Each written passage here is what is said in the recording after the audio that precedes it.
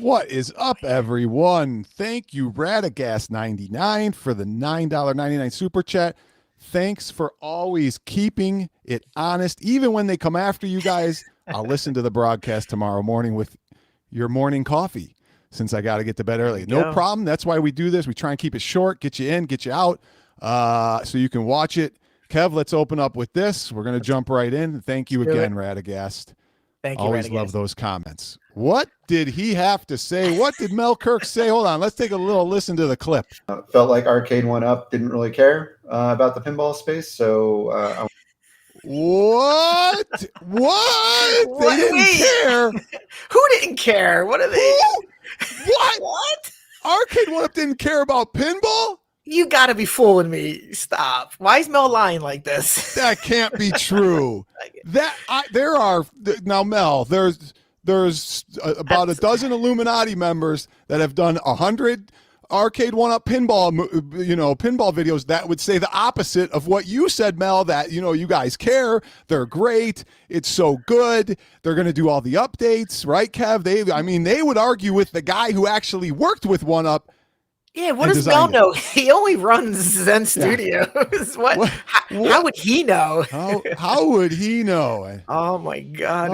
Happy New Year, everyone! Zod, Jamie, everyone we saw, Marty McFly, we saw. Shocking. I mean, how could he? The guy that actually worked with them.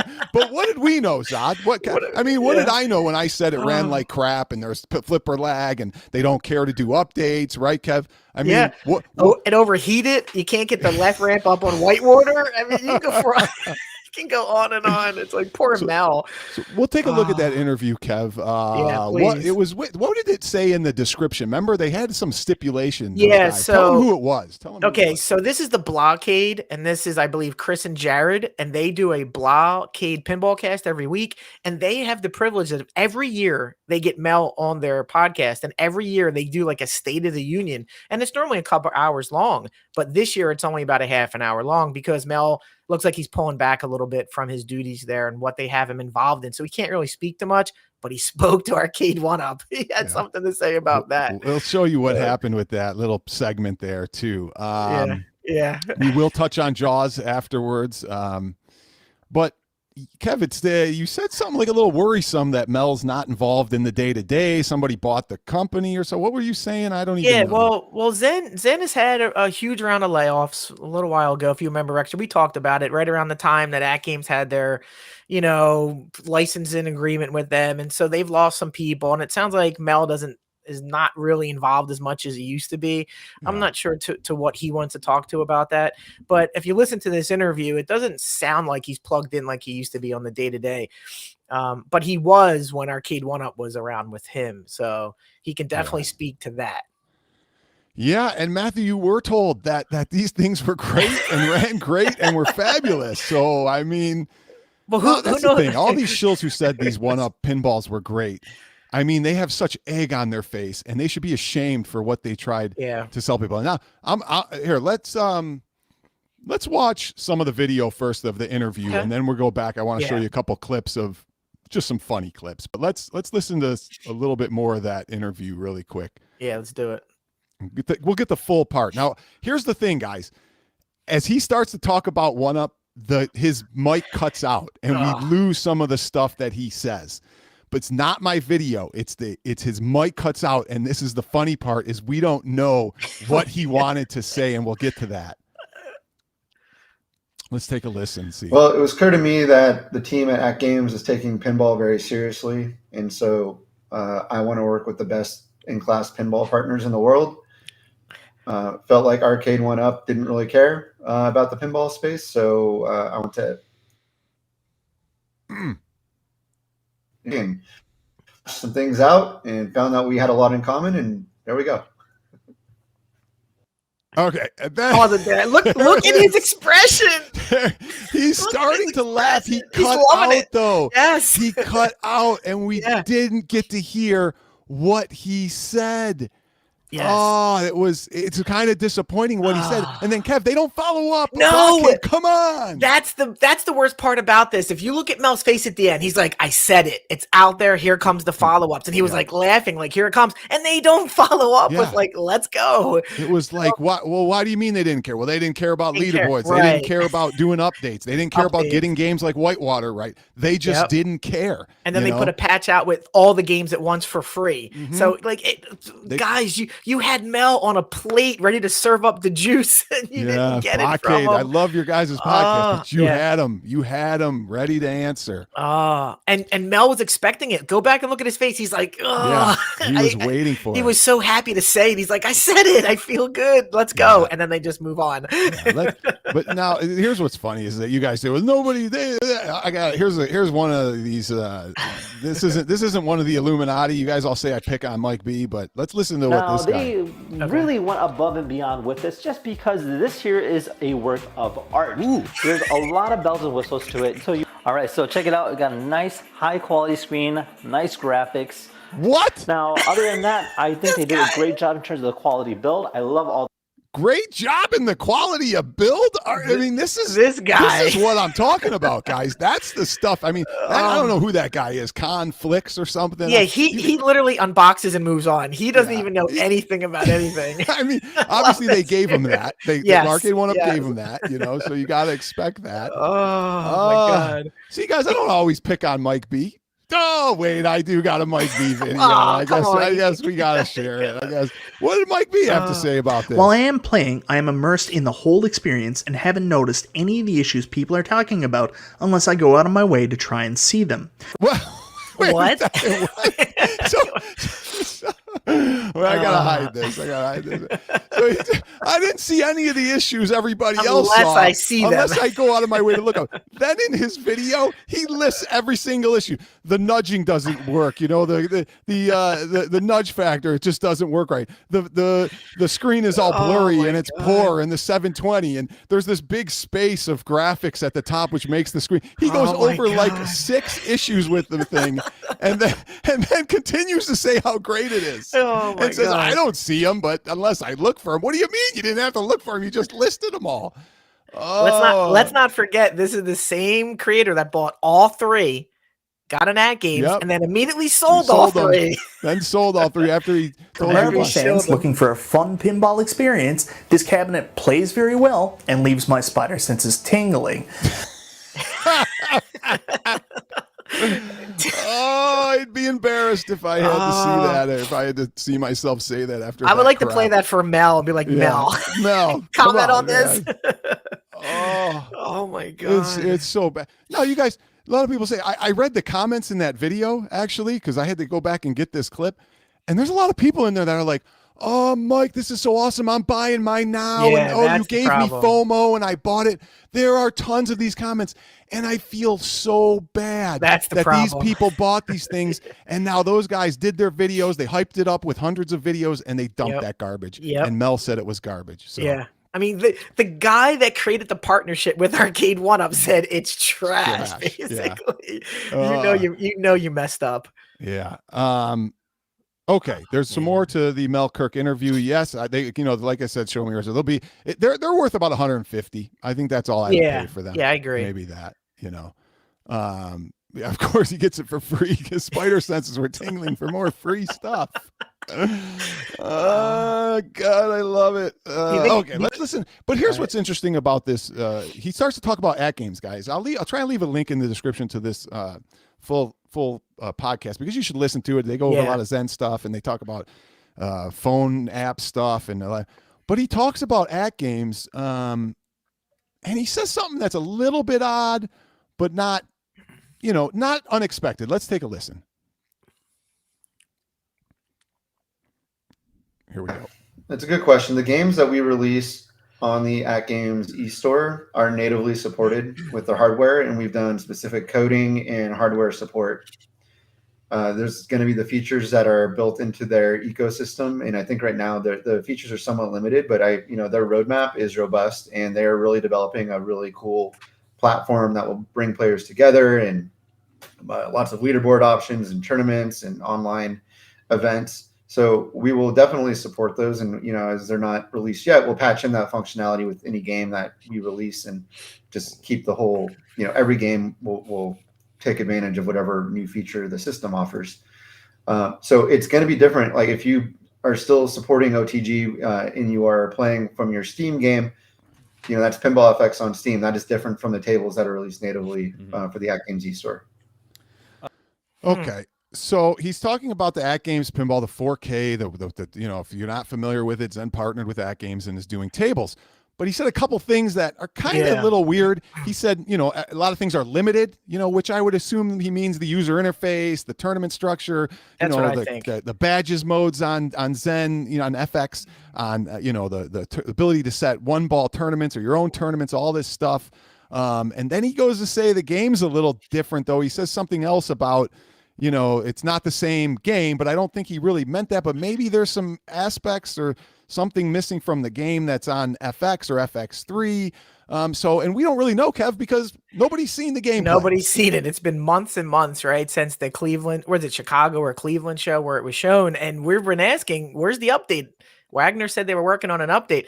I think what Mel's talking about is if you play Steam, you can't compete on leaderboards with Switch and AtGames. So they're all going to be segregated and separated. And AtGames will have its own. The AtGames has a leaderboard or a tournament structure. It never works. Just so people know, I've heard it never works. That there's always problems with it. So expect problems with that. But it will be its own leaderboard type. And will you be able to create your own? Possibly. Will you? Will there be different? Parameters you can set? Probably not. I wouldn't think it'd be that complex. But what else is missing is what I want to know what he's talking about. Hopefully it's just UI options and functionality and that type of stuff, and not actual gameplay thing like ball traces and whatever else. Well, what about the wizard modes and the options to rewind and all that basic functionality that you get? Are you going to get that with these AtGames toggles? Like all those toggles. I just want to see what the interface looks like, and I think we've never seen anything but just the choppy footage. Like it would be nice to see, turn it on, go into the game, show us the options, and play a game. We haven't seen any of that, and it's supposed to ship in like 3 weeks. Yeah, but Kev, you pre-ordered yours, even though you haven't seen anything about it. So. 2 of them, one for you and me. We're gonna have a tournament of pre-order. I've never seen the thing run, but I guess there's a little faith in that the ALP was decent, so you're pre-ordering based on the history, because that's the thing about pre-ordering. If the company has good history of pre-ordering, then you can go with it. You can go with Sony pre-ordering and that type of thing. You can pre-order stuff, but when the company has terrible history, and no history of pre-ordering, be wary. But I mean, somebody asked when. Yeah, they're already 4 weeks late because they said they were going to start shipping December 25th. But now everybody got the email saying at the earliest yours is shipping is January 27th. That's the earliest it's shipping. Earliest. So. And we, that's just magic ball because they're on the water right now. You don't know how long it's going to be. If it gets to the port, if it can get unloaded, if it gets back, all that stuff. So we're hoping early February, in my opinion. That's. Yep. Isn't that crazy? Don't tell the shills that though. All right. Anything else on that, Kev? On that? No. I just want to put it out there. Hey, Mel, you want to come on the #1 ArcadeOne Up podcast and tell your side? We'll be fair. We're ready to hear you. Your story, Let's go, Mel. Come on, we'll talk about John D and all the good stuff. Yes, you can get your truth out finally because we know your hands were tied with some of this stuff. Mel, I remember chatting you in Reddit and asking where the patch was. And you said it was out of your hands. This is ArcadeOne Up. You were taking a lot of heat. So I know you have stuff to say. So we're extending an invitation anytime you want on the Rexer show. Come on in. Come on in. We'll give you an interview. Yeah. All right. Let's move on to Jaws, Kev. Whoa. Oh, the whole world. Watch out, Rexer. Jaws is here. Now, just so you guys know, we are not as good of pinball experts as the 1UP channels that have been just drowning you in Jaws Stern Pinball. I mean, granted, those guys have been. Let me go back here. Just those 1UP channels have been covering pinball and been pinball experts for 6-7 weeks now, maybe. So make sure you listen to them because. They know more than us. They know everything more than all the people, All right. let's talk about Jaws. So Jaws is a new Stern pinball being released. This picture right here is the LE edition. We're going to take a look at the trailer in a second. We'll just walk through it and talk our thoughts. Here is right here on the left. I don't want to do that, but here, right here on the left is the Pro, Premium in the middle, LE here. And I don't really have a lot of zoom in here, but Kev, we got to talk about the artwork first. Oh, wait, we got to jump in with this. Smomoto. Smomo. Thoughts on how great unwashed on pin side seem to have turned against Stern. They wanted Jaws to suck so bad it looks like Godzilla competitor. Uh-oh. Are we getting into pinball drama here, Rex? Wow, I don't know. I didn't know people wanted Jaws to suck this bad. See, I mean, you're telling us something that we didn't know. I don't expect it to suck, or didn't. I wasn't hoping it did at all. But Kev, go ahead, touch. Right. I got somebody here real quick. Yeah, no, that's fine. Give your thoughts on on the looks, and thank you, Smomoto. Yeah, so like everything else, I think I fell on this side on the last release, but I like the Pro a little bit with the artwork. I don't know if I like the dark blue compared to the other two. I don't know what you guys feel like. It's $7,700 for the base model, guys. What do you think of that? Is that too much money for this? But I actually like the one in the middle, which I think is the Pro, right, Rexer? Is that the one that you showed? No, the one in the middle is the Stern. We're looking at the Pro now, and I'm gonna disagree with you, Kev, on this. Yeah. Okay. I like the one in the middle. I love the design. I like the design of the LE. I like people don't like the white design on the rails and all that. Yeah, I like it. I actually like it. Okay. I love the Pro design from the standpoint of the back glass and the LE because it's classic. It's classic. Look at the back glass on the Premium. It looks like we're watching Megalodon or whatever. The Meg or something like that. I do like the side art on the Premium with Martin. Brody. He's stabbing it with with his pitch when he was trying to kill it. That type of thing. That's cool, but it's like they never can put it all together for me. Like I like the back glass on the other one. I kind of like the side art though on the Premium. The front looks great on them all. But here's the one thing that really, really would, and this is so trivial, guys. I'm going to show this. This is so trivial, but this is how I think. The side art on the back box, okay? The picture of the lady swimming is such an iconic thing, and I think that's what this is here. When you look, I can't really show it too well. Yeah, she's on top there. She's on the top right, and she's doing that swimming, and that picture is so iconic. I wanted that. I would want that if I had the Jaws on my side. Now the buoy is just as iconic as well, so that's why I like the Pro on the side. Yeah. But I love the picture of her swimming on it.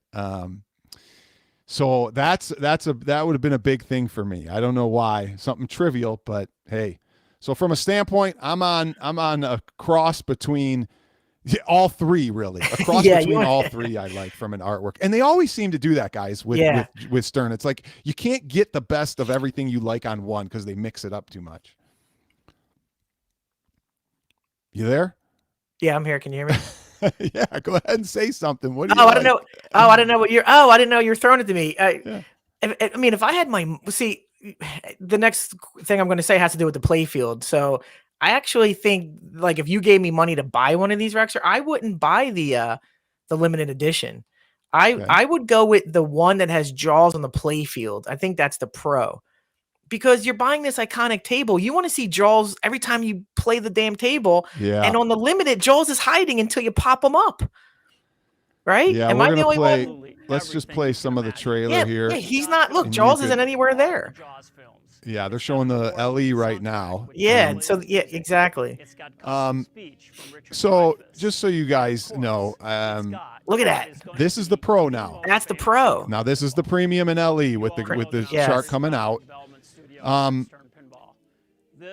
there you go with Quint and was it it's Dreyfus. I don't know what's Dreyfus's character's name. I can't remember.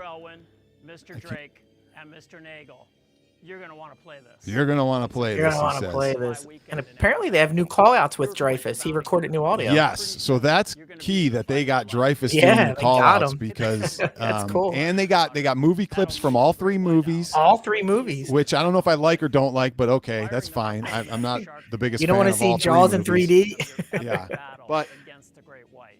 Of course, the great what white is the I wanted to say about this is from just looking at what I've seen here, although the pro model will lack the upper playfield, which I always think is critical and it's so much fun, I think you're not going to lose much from this mechanical shark coming out of the water. And there is a big miss here that I'm going to tell you about, Kev, in a second here. Oh yeah, there is a big miss on the premium and LE that I do not like. And it would really irritate me, and I'll show you in a second. Jason, thank you very much. Stern's Piranha 2025. I don't know. Right? I don't know. There's a lot of stuff coming out, but this is, Kev, where we're going to get back to this this video here in a second. But this is where, Jason, we were talking about, well, every time you buy something, like if you just bought Venom, now there's Jaws here. Oh, shit, you know? Yeah. Maybe I wouldn't have wanted to buy Venom, you know? Maybe I wouldn't have wanted to buy, you know, whatever's coming out, not in the Jaws, because maybe Back to the Future comes out with another company. Or, Kev, what was it, the Peretti or the company that's making the remakes of Bally Williams. Yeah, those are coming out. There's a lot of pinball news, guys, and they're doing remakes of Bally Williams. Yeah, Carrie Hardy went over that. So, Kev, I ain't buying one until I know that Pedretti isn't making a whitewater. Until I know they're not making a whitewater, you won't see me in the buying business of pinballs. Not that they I haven't was announced Thank you, what Jason, they're doing by yet. the way. So you're saving your money because Pedretti hasn't announced what the remake that they're working on yet is. Right. I mean, I'm sure some people know, but we don't know. So you're not spending your money. But that's the weird thing. Like when you go into a barcade and you're like, there's Venom, there's Foo Fighters, I want one of these. In 2 weeks, you're going to get Godfather. Pulp Fiction isn't even out yet, Rex. Or people put their money down on that a while ago. So when do you jump in? Like Back to the Future, what if that gets put out? Yeah. You know? Yeah. No, not here. What is the craze with, I don't know. Me and Kev don't cover it that often, but we have fun covering pinball every so often. I do once in a while. I've done. Yeah. And I agree with you. They're 10,000. They're not for everybody. No. Maybe it's fun just to talk about it. Like talking about, you know, being rich. I mean, I obviously own one, you know, I spent the money. I'm not rich by any stretch of the imagination. But you know, again, I don't have anything fancy. I don't have a boat. I don't have a fancy car. Exactly. I don't have anything fancy. Never bought, never went on $10,000, $20,000 European vacations or cruises. Never did any of that. It's a give and take. It's give and take. Yeah. I mean, you know, I don't, you know, the craze now is for some of these YouTubers is because they don't have any content. So they got to jump and find some other, you know, topics to talk about. So they're going to jump over here. Pinball's been great for forever, you know, ever, you know, and Stern's been doing these forever, you know, I mean, it's been a long time. You didn't see any of these YouTubers doing videos 5, 6, 7 years ago, you know, when all these other ones were coming out, when, you know, Metallica and Jurassic Park was coming out and all those, you didn't even see them talking about it, but they need content. So, well, it's funny when you played that Mike B, you know, review for Arcade1Up, they were doing real pinball releases at that time, but not one YouTuber talked about them in the space. But it was all 1UP pinball. Now it's real pinball, and it's like, yeah, and 360 makes a good point.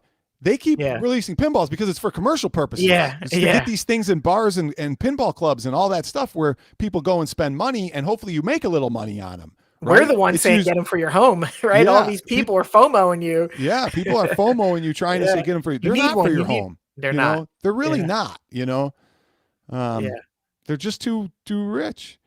I have 3 Rolex now.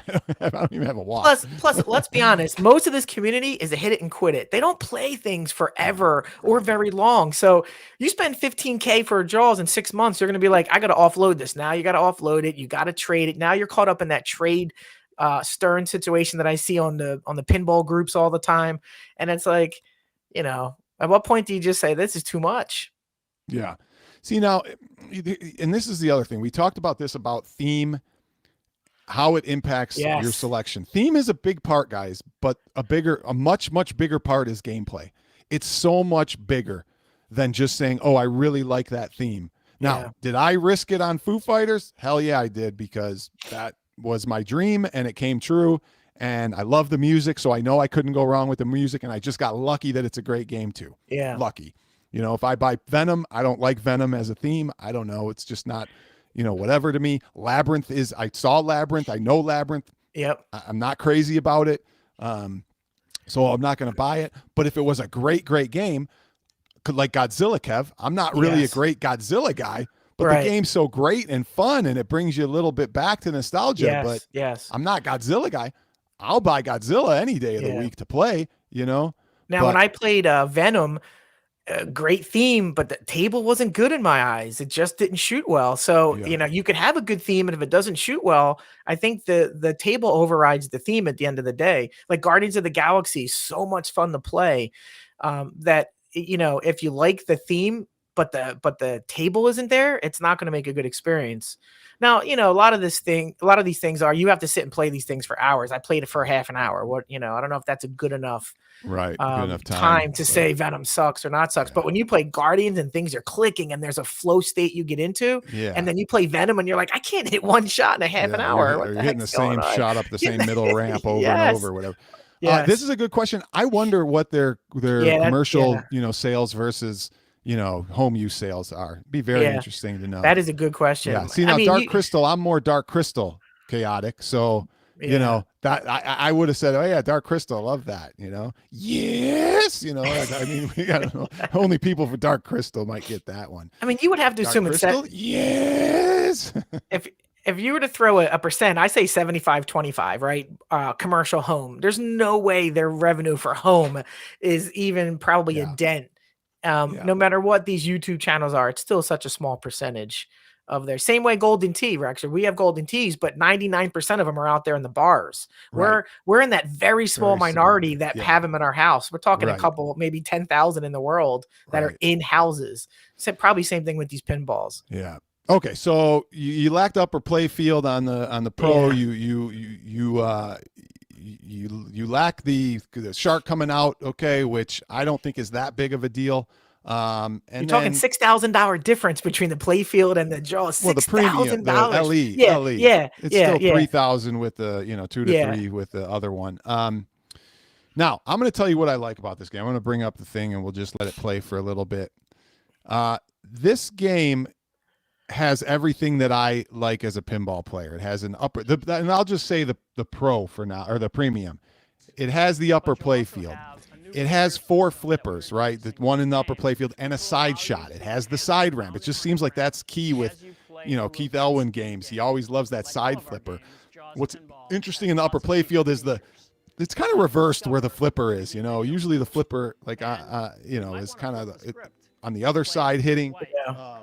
Like on my foos, it's like on the other side. So a flipper on the right side of the upper play field hitting. That was pretty nifty. I love the moving target. There's a moving target for when you start putting the chum in the water. Yeah, that's cool. I love that. That's pretty cool. Add some just some ball bouncing that, is uncontrollable. I always like that. And there's some LED lights underneath, which are really cool. I guess when you release the chum, it kind of lights up red. That's really cool.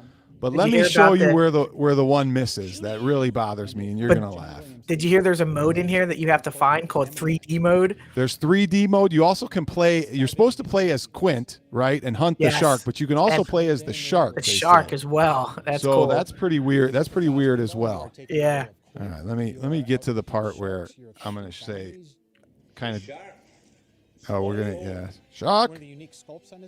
Now, one of the things about Jaws, guys, is okay. Let me stop it right here. Let me go back. I want to talk about Jaws in itself as a movie. Kev, did you like Jaws? Were you a big Jaws guy? I think it came out in 1980. I was 6 years old. I mean, it scared the heck out of me. It didn't come out. It came out. No, was it 80? I don't know. All I know is that opening scene is like one of the most iconic scenes, because if you're watching it for the first time, you have no idea what's going on.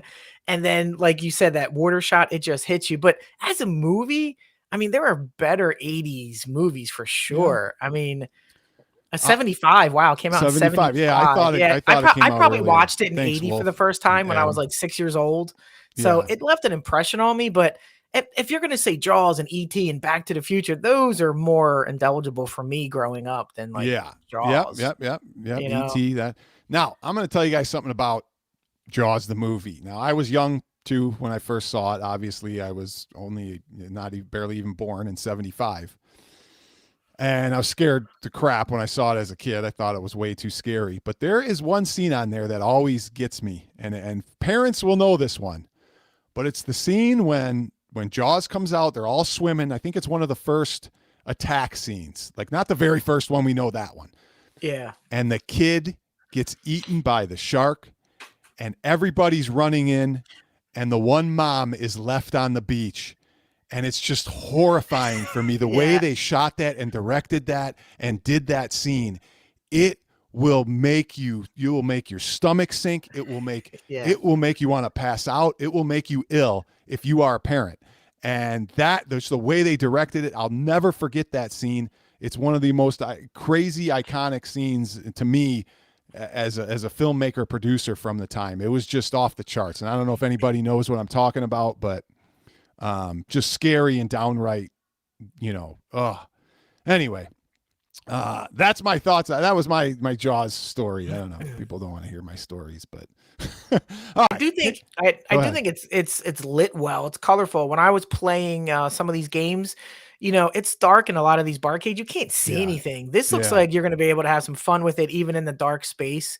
Yeah. Compared to some of the other blue. cables. I love the blue. The blue color is exactly. awesome. Exactly. The blue color is awesome.